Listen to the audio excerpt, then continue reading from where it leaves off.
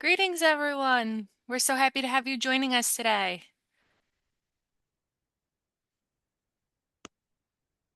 Since we run these webinars with the intention to be respectful of your time, we are going to start at that 11:30 o'clock mark.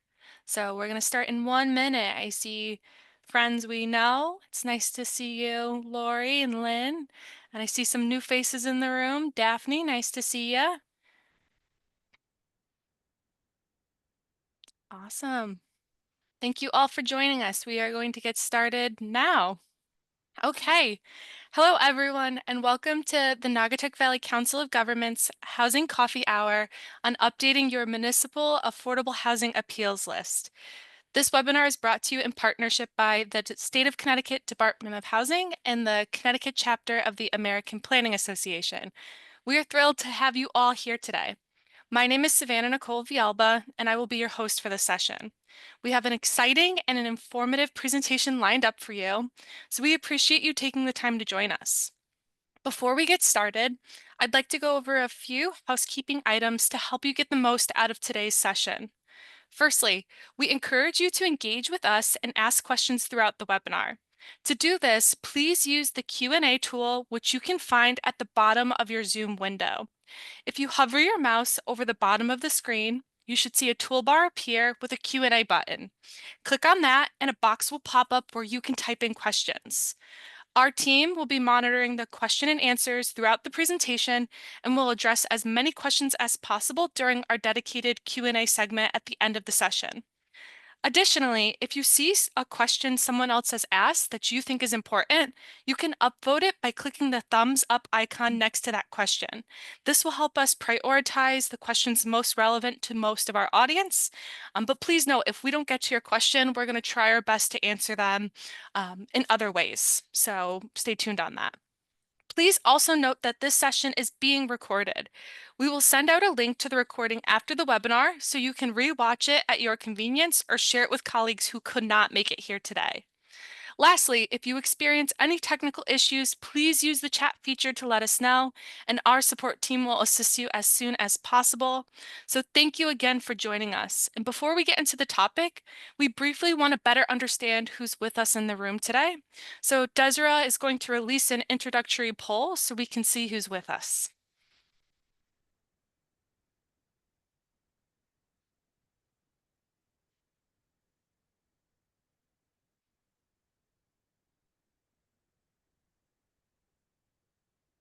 Desiree, I think that you are the one who can see the results.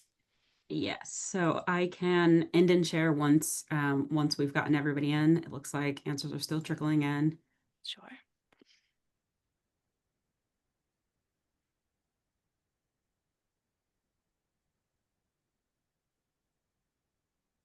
It's great to see friends from so many places.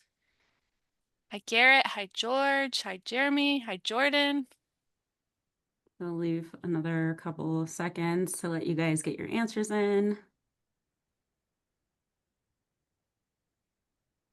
Looks like we slowed down, so I will end this and then share, so you should be able to see. Awesome. So we have a majority of attendees as land use staff, which you'll hear from our excellent panelists that I think that's great. That's usually the group who is doing this work. We have some town clerks, assessors, other government staffs. We have a few municipal board or commission members in the room, so welcome. And then we actually have an interesting mix of people here. We have about a quarter from our region, a little over 60% from outside of our region. So welcome friends from near and far, and some others. So I wonder where you are, but I hope you're well. Alrighty. Okay. So without further ado, we're going to dive into today's topic, and I'm pleased to introduce our speakers. We have Laura Watson, an economic and community development agent with the State of Connecticut Department of Housing. We have Michelle Anjeski, Senior Planner for the City of Norwalk, and Jeremy Ginsberg, Director of Land Use for the Town of Darien. These three will leave you all feeling prepared to update your 830G appeals list. And we just want to thank them for their time and their energy working on this presentation, and our staff, Desiree Blanchard, for her work on preparing this webinar for you all today. So with that, I will now hand it off to you, Laura. Thank you so much, SN. I really appreciate being here and being able to help everyone update your affordable appeals list. It is my hope that when you leave this seminar today, that you will feel very calm about this whole process and that you feel like I got this. It's easy. So next slide, please. Uh, so the Affordable Appeals List is actually a section, it's section K of the 830G regulations. So today's coffee hour is going to focus on the Affordable Appeals List, which is part K of the 830G regulations. And it is within these regulations that we know exactly what we need to count to put on the Affordable Appeals List. So the four main categories are assisted housing, which are new construction or rental subsidy dollars. We look at single family mortgages, predominantly from CHFA. We look at units that have a recorded deed restriction or covenant, which requires the unit to be sold or rented below 80% of the median income. And the fourth main category is mobile manufactured homes and accessory dwelling units. So those are outlined in the state's regulations, and it is why we collect those specific types of affordable housing opportunities. Next slide, please. So the period that we are collecting data for right now is actually the state's fiscal year, which is July 1st, 2024 to June 30th, 2025. And once that year has ended, I typically send letters out to all of the housing authorities, to all of the municipalities, typically the CEO, because they will disseminate the information down to all of the correct departments. I send letters to CHFA, to HUD, to USDA, and also with our own development folks at Department of Housing. The letters typically go out in early July to request the data, and we collect data for a couple of months, maybe through mid-October. And then we publish this list on March 1st every year. So this process is done the same way every year, and every year it gets published on March 1st and posted on our website, but it is also a part of the state's annual report.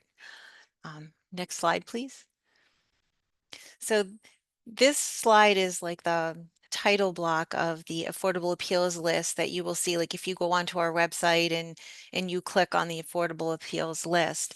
The 2020 census is what we are using right now. According to the regulations, we actually have to use the census. So unfortunately, even after the years tick by and the number may not be quite as accurate, by regulation, we will still use the latest census, which is, it's right now, it's the 2020 census. The four highlighted blocks are the way the state collects data. So the governmentally assisted, the first category of collected data, we have an Excel spreadsheet with all the municipalities on it and all of the developments and affordable units in each town that has any kind of government money. So if you have money from the state like flex dollars or something like that, you have some type of money from CHFA or HUD or USDA, all of those projects go on a separate spreadsheet, and we call it our governmentally assisted spreadsheet. So that's like the first category of data that we collect. The second are all of the tenant rental assistance they're like the certificates, the Section 8 certificates, RAP certificates. We collect that data directly from the source. So I will reach out to HUD, and also John Demilian and Associates coordinates that effort for us on the state level. So I reach out to them and they send me all that data and information. So one important thing to note here is that is something that you guys don't have to worry about, because I will do that. I reach directly to the sources of those pieces of data. So it's not something that you have to track or worry about. The same is true to the governmentally assisted list, because I am reaching out to all the sources of those the data. I get that data directly from the source. So that is also something that you don't really have to worry about. The third piece of data that we collect are single family mortgages. We collect that data from CHFA. At one point in time, we were getting data from USDA and we continue to reach out to them, but we have not got much data on single family mortgage front from them in a while. But they do provide us data for multifamily housing. So we've got the governmentally assisted list. We have our tenant rental assistance. We have the single family mortgages, and then the deed restricted units, which are essentially any unit in the state that has some sort of a deed restriction associated with it. So those are the four main categories. But the one category that you guys have to be concerned about really is the deed restricted units, because that is the only piece of data that I am not able to collect from someone else. And you guys would know who is coming to your Planning and Zoning Commission and trying to build a development or a single family house or something, and they want to put a deed restriction on it. You guys are the only one who knows that. So that is the most important category for the municipalities. Next slide, please. Okay, so this is a sheet that I typically mail out. So when I do the mailings in early July, after the state's fiscal year has ended on June 30th, I will send the letters to the municipalities, the CEO. This is a form that I send out. It is wonderful when people actually summarize everything, especially if you have a lot going on in your municipality. It's great to help me track everything that you're sending me, all the deeds, the COs, all the data and information that I would collect. So this is the form that goes out. I also send the governmentally assisted spreadsheet, and I send the deed restricted spreadsheet along with a letter, explaining what I'm looking for to the CEO in hopes that he sends it down the chain to you guys. The governmentally assisted list, as I said before, is something that I collect that data from other sources from the direct source, so you don't have to worry about it too much. But people do submit to me projects that are governmentally assisted, and I appreciate that because it helps me to double check my own work to make sure that everything is the way it should be. So I very much appreciate when people tell me about their governmentally assisted units as well. And then, of course, the deed restricted spreadsheet, and then this is the form that you can summarize all the work that you're doing on. Some people will make corrections directly on the spreadsheets that go out and then just highlight in red. That is perfectly acceptable too. And most people also just email me their information, and it's okay to send it by paper mail as well, but we will end up scanning it and putting it into the computer anyway. So if you're able to send it by email, that's the best way to send it. Okay, next slide. Okay, so there were a couple of questions that were going around when we were putting together our presentation. And one of them was, what type of affordable housing counts in regard to the deed restricted units? So the answer to that is very simple. It's like any unit that has a deed restriction for persons or families who are at 80% or below the median income for any length of time can be counted. So you need to be at 80% or below the median income. It could be area or state, it doesn't matter. And it could be an owner-occupied unit or a rental unit, it doesn't matter. It could be a manufactured mobile home unit. It could be an accessory dwelling unit. It just needs to have a deed restriction associated with it, and it has to be recorded on file with the town clerk's office. Next slide, please. One point on that, one that I wanted to mention too, this, and we'll talk about this, I think at another coffee hour, like how to submit a moratorium application, because that's a huge topic with a lot of data and information, too much for today.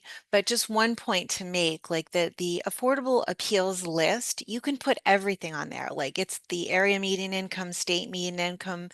For the moratorium application, you will need to use the lesser of the state or area median income for the moratorium application. So that's when it gets a little bit more particular.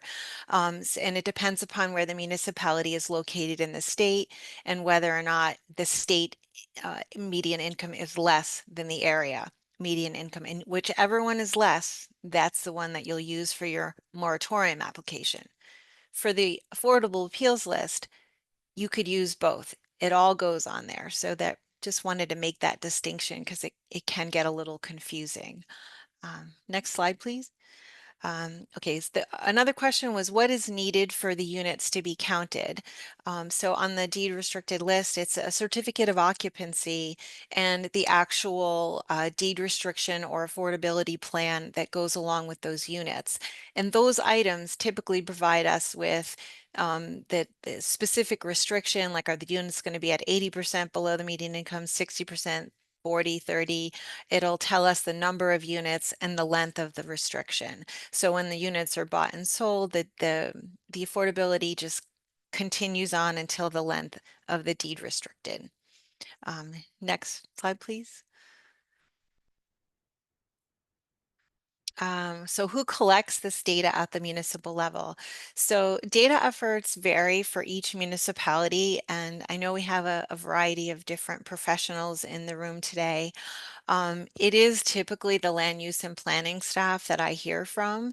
They know where the affordable units are permitted. People come before the Planning and Zoning Commission for those. So they are typically the professionals who are in the know, but it is a coordinating effort between the building department and the town clerk's office as well. The building department would obviously provide the certificate of occupancy, and the deeds are recorded by the town clerk. So exactly how the municipalities, how you guys want to organize yourself, it's totally fine with us. Like we have no like rules or regulations around what works the best for you and your municipality.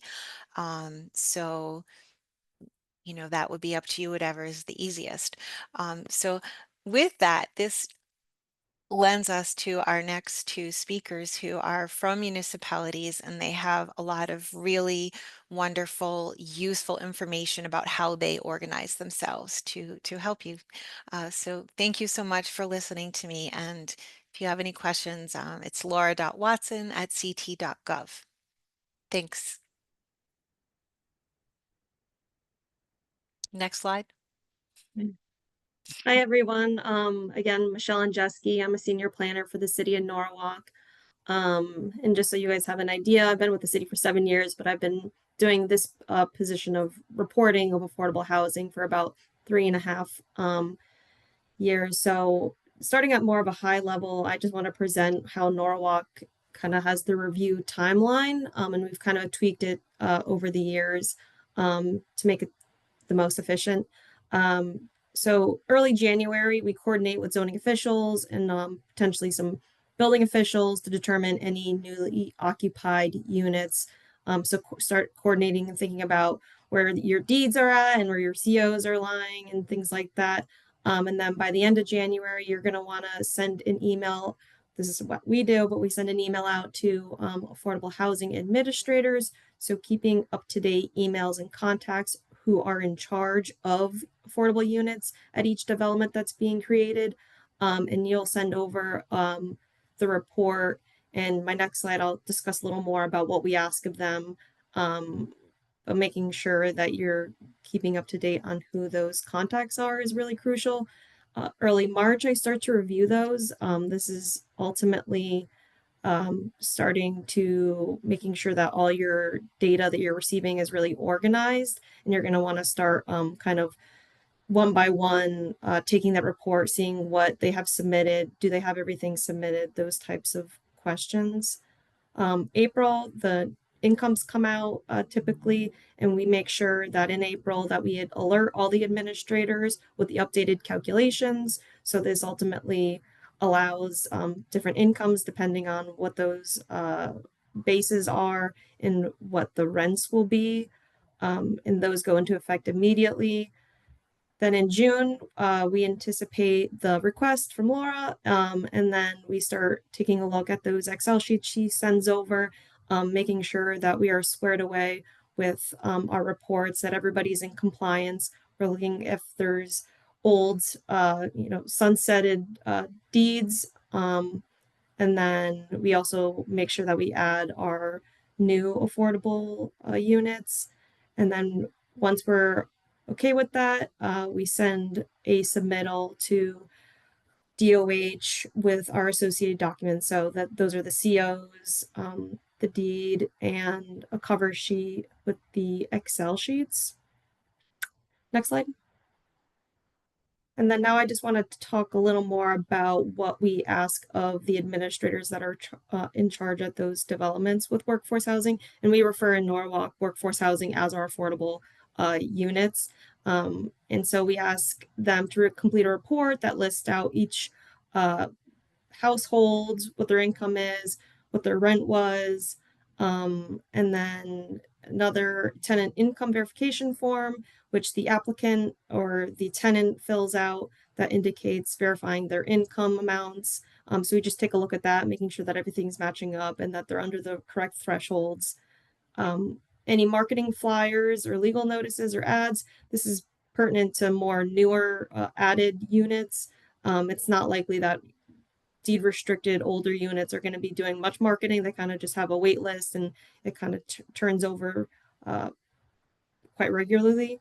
Proof of utility bills. So what are they charging? I know I asked the state about what the best practice was a couple of years ago, and they gave great advice about how, in an ideal world, you're going to want to have a utility study, but that's not realistic for everybody. So we're lucky enough to have the Norwalk Housing Authority, so we default to their utility allowance, but the DOH also has a utility allowance, and you would use those in that correct order, which would be whatever would be applicable to your town or city. And then we also ask for a wait list with each unit type from each development. And then, like I said earlier, with those reports coming in, you're going to be wanting to look at all the income limits and the rent limits and making sure that every household that is occupying a unit is in compliance with those set limits. And then the last piece is really organizational. You really want to keep all the correspondences between all the developments, what they've submitted, what they didn't, what they're lacking, is somebody occupying a unit that shouldn't, all those types of things. And we keep an Excel sheet and we monitor what they've completed or not. But I think that's all I have. I'll pass it over to Jeremy. Thank you. Good morning, everyone. I was asked to give a sample of what the town of Darien has sent in to make this as simple for everyone to understand and document going forward. So as Laura mentioned, every year DOH sends out a letter in July asking people to get back to them in October. So my guidance for making this easy, I have a few tips. So what I've done is taken the letter I've done 2 years ago in 2024. That is probably the best to show you because it did have some changes on it.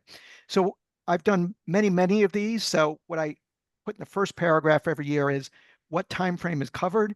That way it's clear from the letters I keep track of, and I have a file folder here in my office. And it's clear for Laura as well. Keep in mind, Laura's got to receive about 100 different letters from different communities. So it's clear, want to make it clear what time frame it is.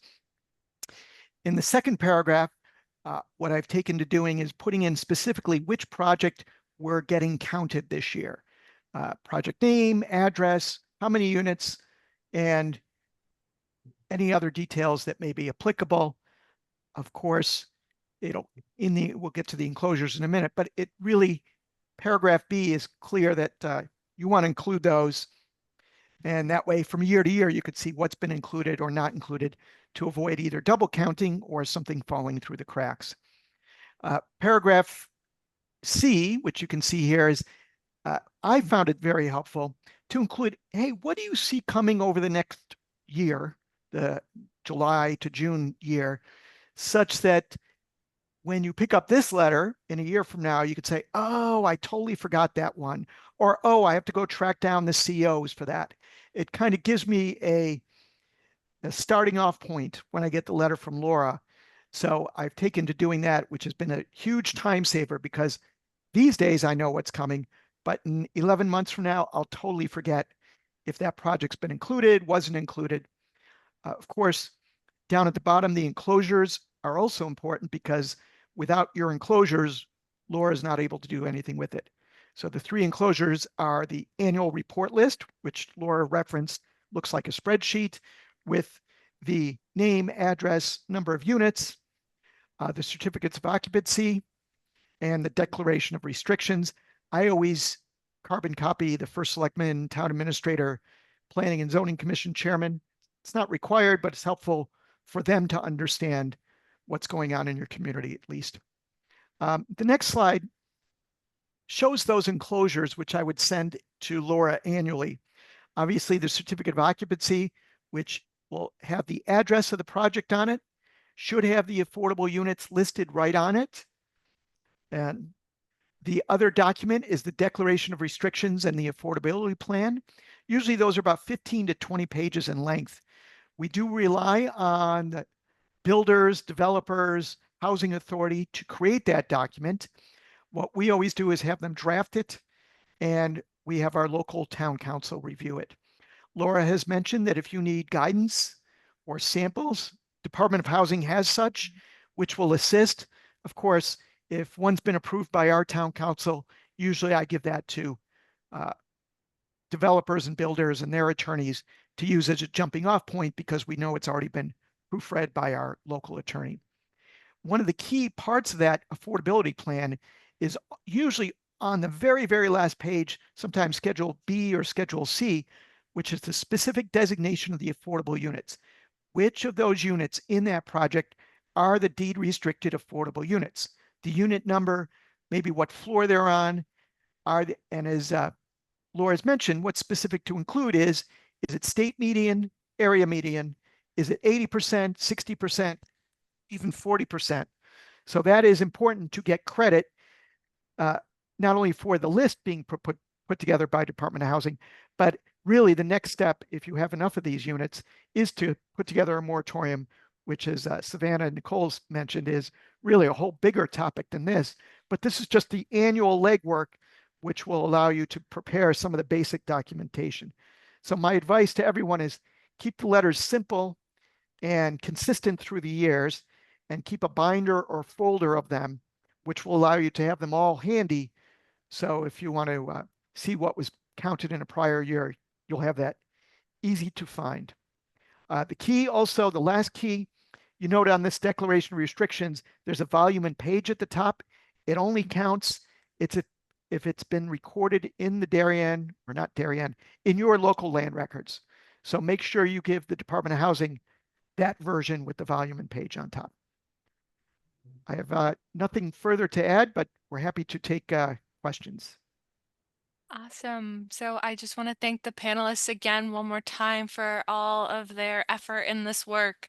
And so I want to remind everyone, if you are an AICP certified planner, that this event is eligible for 0.5 AICP credits. So please make sure that you log that. And we thank the Connecticut chapter of the American Planning Association for their partnership. As Laura and Jeremy mentioned, we have heard from you all your interest in better understanding the moratorium process. So stay tuned for an additional webinar on that sometime at the end of 25 or early 2026. We did receive a question, and we want to thank those who provided questions throughout the presentation. We've been trying to answer them, but those who also asked questions during registration. So I'm going to prompt the group and ask, one question we received is, what is the role of the town clerk in this process? So for Laura, Michelle, Jeremy, if one of you can answer the role that the town clerk may play, that would be excellent. Sure, I can help there. As I mentioned, it's important as part of any deed restricted affordable project to get it filed in the land records of your community. And that obviously takes the town clerk to put the volume and page at the top and record it. There is a recording fee that likely the developer or builder's attorney will have to file, and it will include the things I mentioned earlier. Certainly the town clerk would also be beneficial if you are tracking down older versions to see if there has been a properly recorded affordable housing plan for those specifics as well. Certainly, as part of any moratorium, you will need to document that. Awesome. Okay, and we had one more question, but I see that we're at 12. The person who asked us previously about the Habitat for Humanity or Community Land Trust will follow up with you via email. We'll make sure you get the answer to that question. But the short answer is, Laura, please correct me if I'm wrong, as long as it's deed restricted, yes. That's the guidance of that. That is the answer. Perfect, perfect. So we won't Short and follow up. simple. Yep, you gotta watch. And then I see that Michelle is answering the question for Lynn. So I don't know if we close the webinar, if it'll stop you, but Michelle, if it does, we'll make sure that Lynn, you get your answer as well. Or do you want to just answer quickly, Michelle? Yeah, I feel like I probably am Yeah, a quicker yeah, talker yeah. than a typer. Yeah.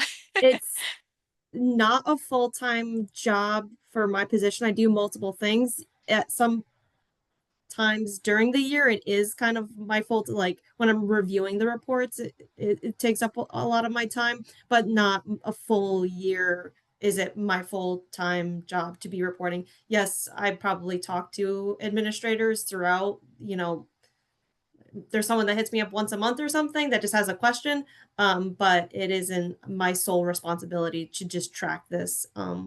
There's other things that I'm responsible for as well. Awesome. Thank you, Michelle. And Greg, we see your questions about administration. That's why we do these. We continuously are looking for what are those subjects that people have questions around as it relates to affordable housing. And so the Department of Housing is aware of your prompting. We're aware of your prompting, and we hope to do additional education around these topics. So thank you, everyone, for attending. When we close the webinar, we have a brief. It's going to take you less than a minute. Questionnaire that we ask you to fill out. It helps us continue to do this work, so please just take a moment to do so. But otherwise, thank you again, Laura, Michelle, Jeremy, Ben, Desiree. Thank you everyone for being here. It was excellent to see you, and we hope you have a great day. Thank you. Thanks a lot, everyone.